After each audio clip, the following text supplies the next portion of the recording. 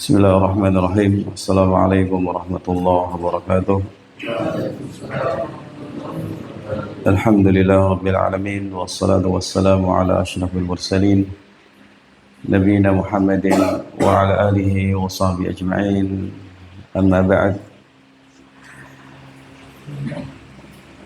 Abna'i at-talabah, para santri rahimakumullah.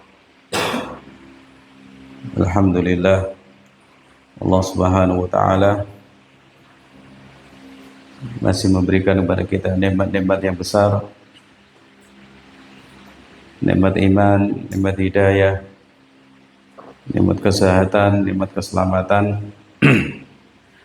Mari kita syukuri nikmat-nikmat ini dengan taat kepada Allah Ta'ala, dengan ibadah kepada Allah Subhanahu wa taala dimanapun kita berada, di pesantren atau di luar pesantren, di rumah atau di masjid atau di mana saja.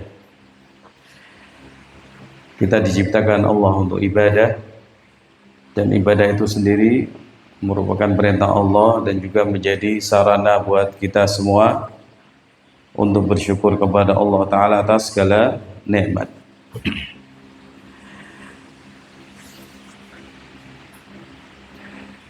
Materi yang pertama ya semestinya disampaikan di waktu maghrib semalam ya, diqaddar Allah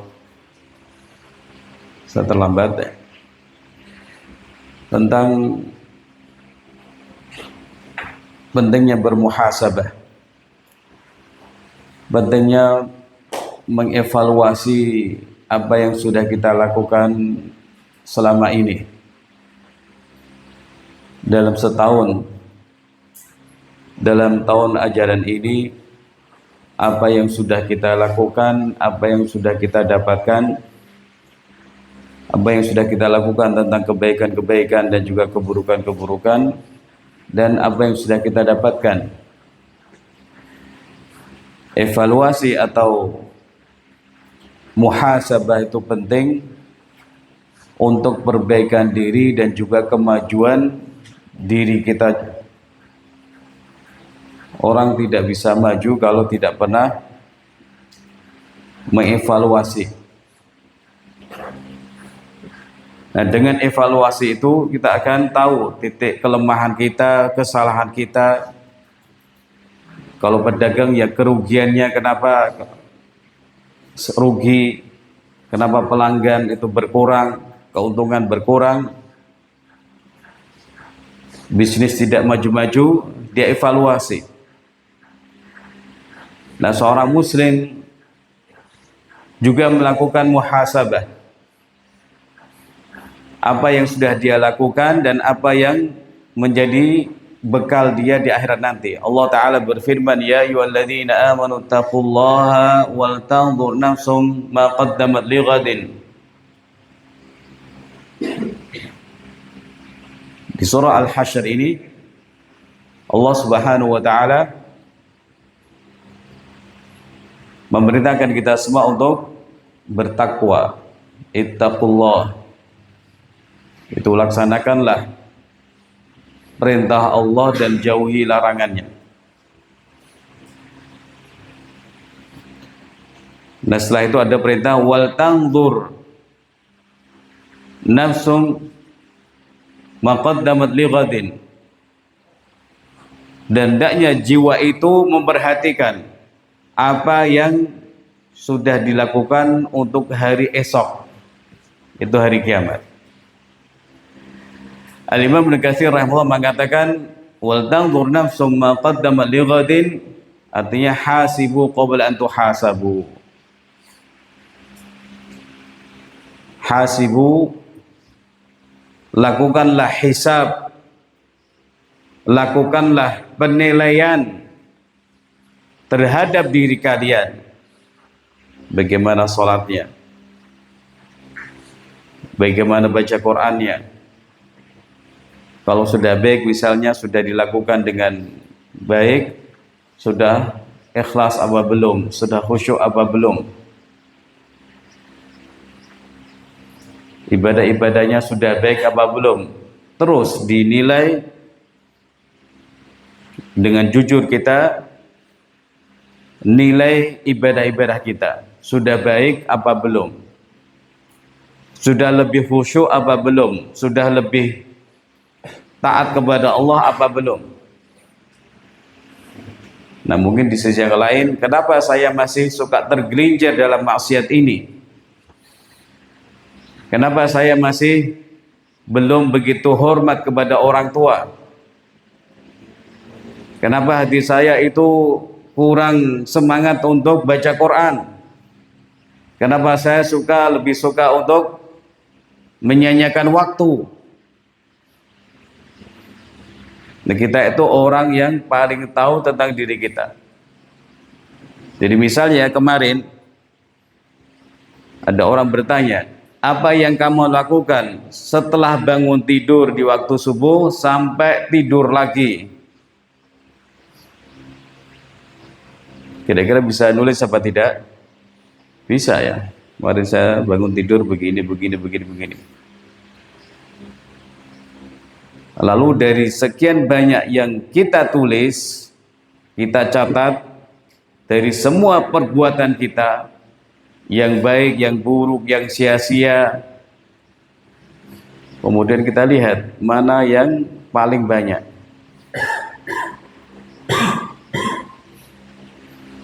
Yang baik-baik berapa persen? Nah dari yang baik ini, apakah kita sudah melakukannya dengan baik-baik sekali apa semau-maunya? Jadi muhasabah itu penting, sehingga kalau ada kekeliruan, kekurangan, orang kemudian langsung bertaubat kepada Allah Subhanahu wa Ta'ala. Dengan sampai kita mengatakan, saya kan masih kecil Pak Ustadz, saya masih kelas 7, atau mungkin saya belum balik. Maka jawabannya ini penting buat diketahui semua orang, bahwa kita itu nanti akan menghadap Allah Subhanahu wa Ta'ala, dan kita akan ditimbang amal perbuatannya, untuk kemudian seseorang bisa menjadi orang yang beruntung kemudian masuk surga, atau orang yang merugi yang kemudian dimasukkan ke neraka. Wal tanzur nafsum ma qaddamat righat. Kemudian kata Imam Katsir, wa maddakhartum li anfusikum minal a'mali shalihah li yaumi ma'adikum wa yaumi 'ardikum 'ala rabbikum. Apa yang sudah kalian tabungan amal soleh apa yang sudah kalian lakukan, liyaumi ma'adikum, untuk hari kembali kalian kepada Allah, dan hari kalian dihadapkan kepada Rabb kalian Allah Subhanahu wa Ta'ala. Perjalanan akhirat itu panjang sekali, maka perlu perbekalan.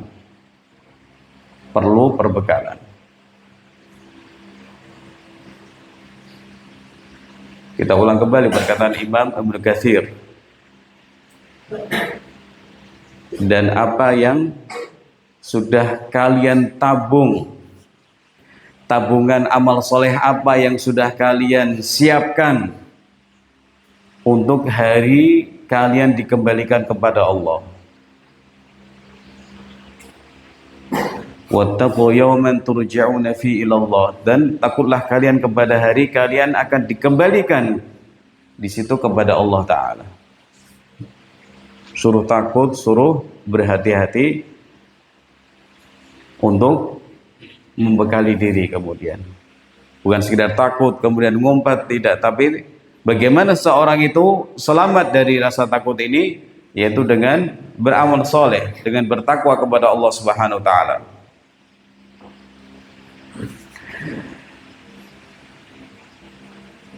Jadi yang perlu kita muhasabah, ya, hubungan kita dengan Allah Ta'ala, apakah semakin dekat, semakin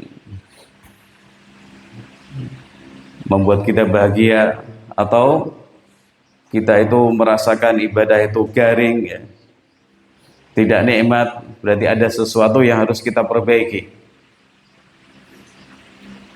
Kita mohon kepada Allah Ta'ala perlindungan min qalbin la yakhsha, dari hati yang tidak khusyuk, dari hati yang keras, dari hati yang tidak menyukai kebaikan tapi menyukai keburukan.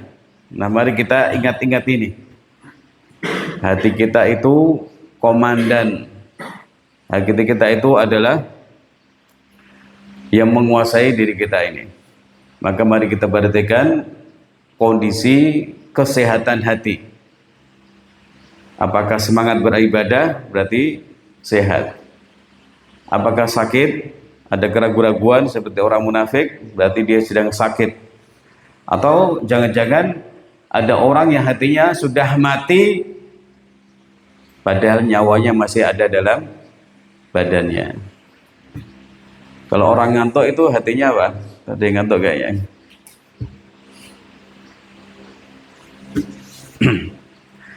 Ya. Lihat bagaimana hubungan kita dengan Allah Subhanahu wa taala. Evaluasi salat kita, ibadah kita, zikir kita, bacaan Quran kita. Kemudian hubungan kita dengan diri kita sendiri. Sudahkah kita semangat untuk menyelamatkan diri kita dari neraka? Sudahkah kita semangat untuk berbuat baik kepada diri kita? Apa perbuatan baik kita kepada diri kita? Ya beramal soleh. Man amila salihan fali nafsih. Barang siapa beramal soleh, itu buat diri sendiri. Bukan buat Allah, bukan buat orang tua, atau bukan pesantren. Buat diri yang melakukannya. Nah, orang itu berarti orang yang sudah berbuat baik kepada dirinya. Nah, sebaliknya kalau dia berbuat maksiat, dia sedang berbuat jahat kepada dirinya. Nah, amal soleh kalau dilakukan semua orang, ya masyarakat akan baik, rahmat Allah tambah banyak, keberkahan akan tambah banyak.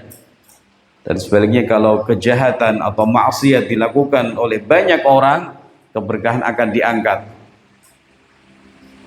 kerusakan akan tambah banyak, dan orang-orang akan mendapatkan murka Allah Subhanahu wa taala. Ini hubungan yang perlu kita lihat, kita muhasabah diri kita dengan kita sendiri. Nah, Rasul kita SAW sudah menyampaikan wa atbi'is sayyi'atal hasanah. Ini juga cara dalam berbuat baik atau berinteraksi dengan diri sendiri. Orang terjerumus ke dalam maksiat, apa sikapnya? Iringi dengan kebaikan, maka akan dihapuskan keburukan itu. Kemudian hubungan kita dengan sesama orang, dengan orang lain, karena kita hidup pasti bersinggungan dengan orang lain, berhubungan dengan orang lain. Nah, bagaimana hubungan kita dengan mereka, terutama kepada orang tua kita, orang yang lebih tua dari kita, dan orang-orang yang paling dekat dengan kita. Masalah birrul walidain, apakah lisan kita tambah halus, lembut terhadap orang tua atau tidak?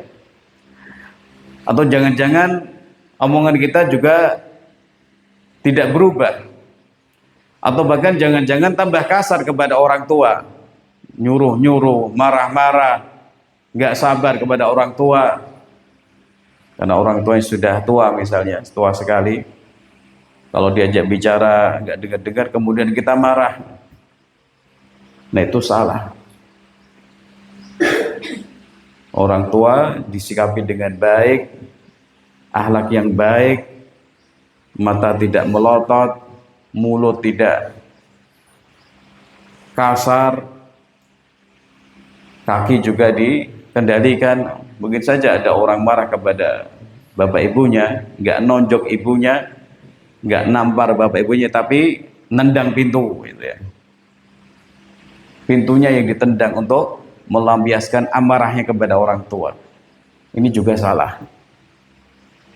Ingat dahulu orang tua kita sangat sayang kepada kita, maka hendaknya kita juga berusaha untuk membalas kebaikan mereka dengan sebaik-baiknya dengan sebanyak-banyaknya. Nggak bisa ngasih uang, bagaimana kita itu bersikap baik. Orang tua nggak butuh uang anaknya sebenarnya.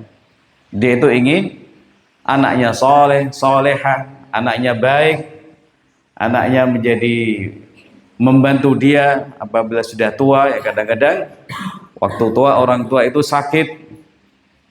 Nah di saat itulah orang tua sangat membutuhkan pendamping yang tulus,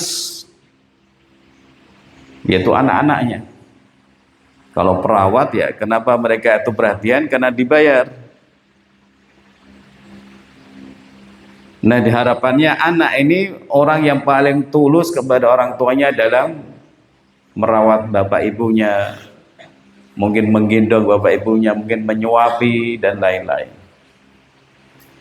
Kemudian perhatian kepada orang yang lebih tua di tengah masyarakat, tokoh masyarakat, kepada guru kalian, juga kepada kerabat kalian secara umum, lalu kepada kawan-kawan di pesantren, kawan-kawan yang pernah kita jalin hubungan persahabatan, perkawanan dan lain-lain ya. Ini juga kita nilai, kita evaluasi bagaimana sikap kita terhadap mereka. Apakah sudah berakhlak baik atau suka menyakiti hati orang lain? Apakah sudah berbuat baik atau malah suka menzalimi orang lain, mengambil hartanya, mengambil uangnya, mengambil barangnya, menyakiti perasaannya. Nah kita melakukan muhasabah ini untuk perbaikan diri dan juga kemajuan diri. Yang kurang, yang salah diperbaiki kemudian ditinggalkan, yang kurang dalam amal soleh kita tingkatkan.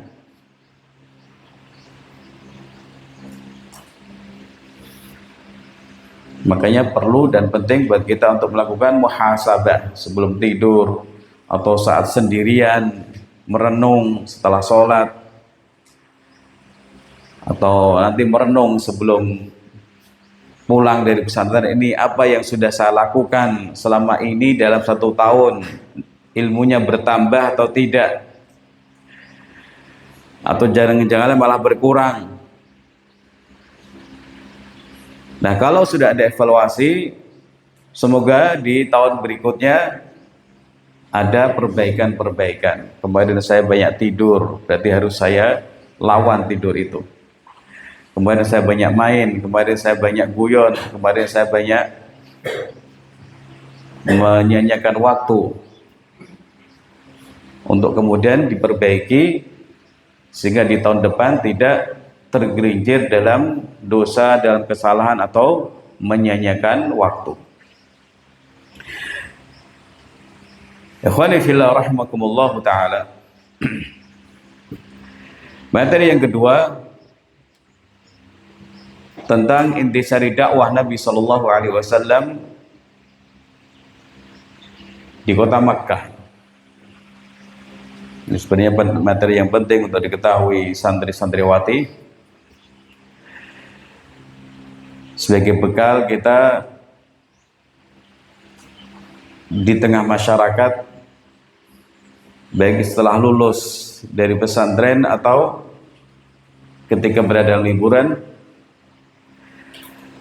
Disebutkan dalam hadis Ibnu Abbas radhiyallahu taala anhu tentang perkataan atau jawaban Abu Sufyan saat ditanya oleh Herakl atau Heraklius, "Famadza ya'murukum?" Apa yang diperintahkan oleh dia? Dia itu siapa? Nabi Muhammad sallallahu alaihi wasallam. Jadi setelah adanya Sulhul Hudaybiyah, perjanjian Hudaybiyah, kondisi kaum muslimin semakin baik, orang yang masuk Islam semakin banyak sekali. Kaum muslimin juga tidak merasa khawatir terhadap serangan dari orang kafir Quraisy karena ada perjanjian gencatan senjata selama 10 tahun. Nah, waktu itu Abu Sufyan berada di Syam. Lalu dia dan rombongan dipanggil oleh Raja Heraklius, Raja Romawi di Syam. untuk ditanya banyak pertanyaan tentang Nabi Muhammad SAW. Pertanyaan-pertanyaan yang menunjukkan kalau Herakl itu tahu tentang Nabi Muhammad SAW dan beliau betul-betul utusan Allah Ta'ala. Tapi kemudian karena jabatan, karena dunia, dia tidak mau mengikuti Nabi Muhammad SAW. Nah, salah satu pertanyaan yang disampaikan Herakl kepada Abu Sufyan adalah, "Famadza ya'murukum?" Apa yang dia perintahkan kepada kalian? Kata Abu Sufyan, "U'budullaha wa la tusyriku bihi syai'an." Abu Sufyan mengawali jawabannya dengan ini.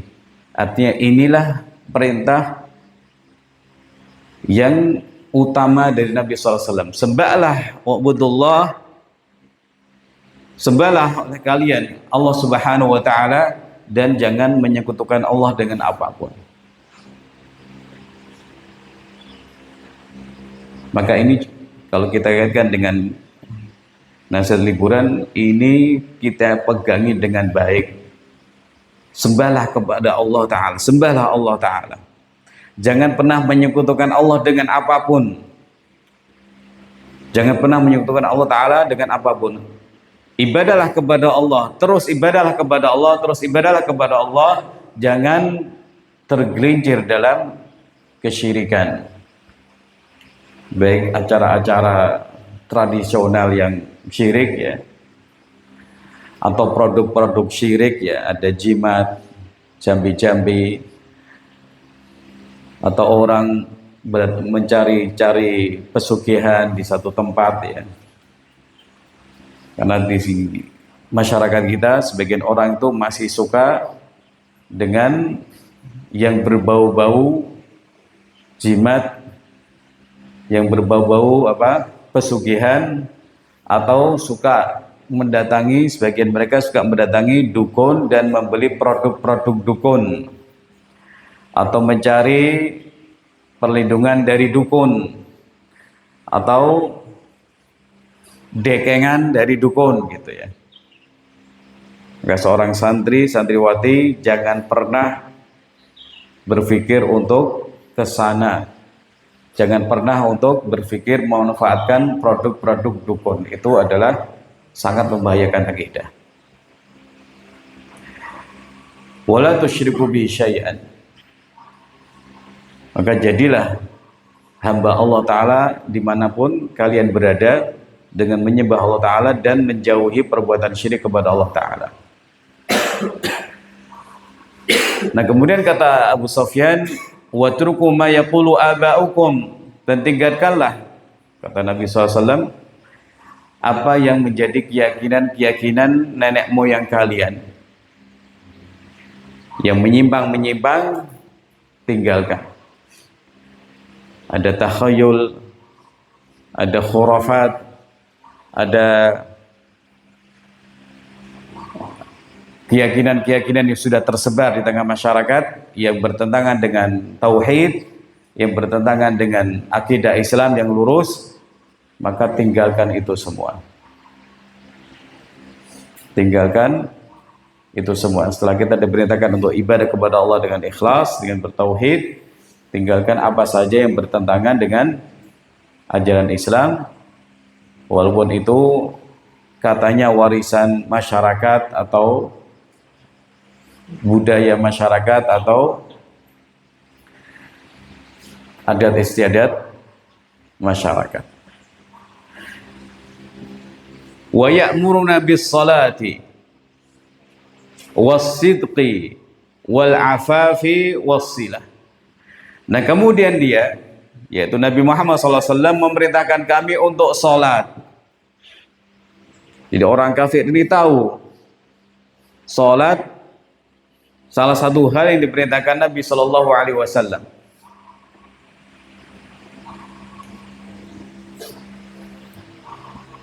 Di Mekah, sholat termasuk ajaran inti yang diperintahkan Nabi SAW setelah beliau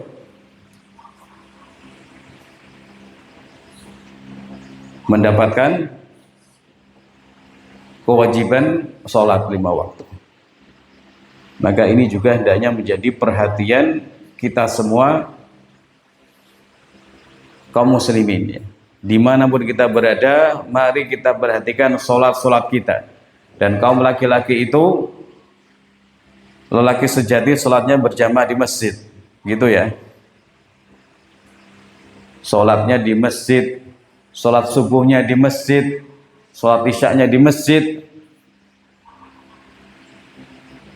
tidak di rumah, tidak terlambat, tidak malas-malasan.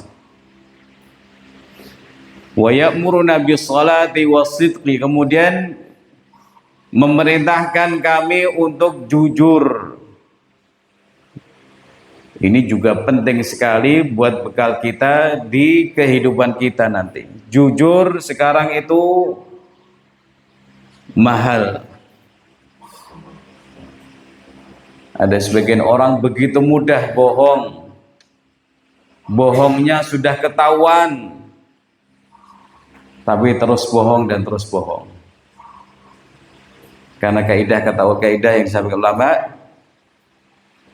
as-sayyi'atu tajurru ukhtaha. Keburukan akan menarik keburukan yang lain. Orang bohong, ketahuan, bohong lagi supaya menutupi diri, ketahuan, bohong lagi. Kata orang sekarang, jejak digital itu apa? Kejam ya. Jejak digital itu kejam. Orang bicara di syuting hari ini ngomong A, nggak mau B, tapi setahun depan ngomongnya B, nggak mau A.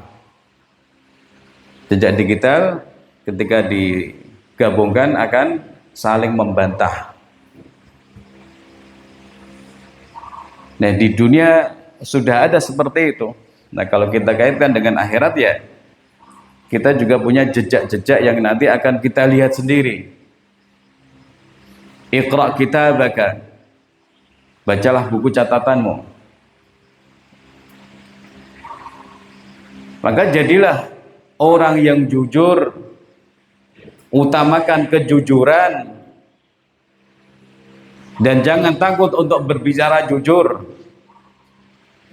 Karena itu perintah Allah Ta'ala dan juga menjadi intisari ajaran agama Islam yang sudah ditanamkan Nabi SAW di Mekah. Harus jujur. Dan Rasul kita SAW sudah menjadi teladan yang luar biasa, sehingga orang-orang Arab mengatakan majarrabna 'alaika kadhiba, kami enggak pernah lihat engkau bohong sekalipun, sedikit pun. Maka jangan pernah bohong kepada orang tua, kepada yang lain-lain.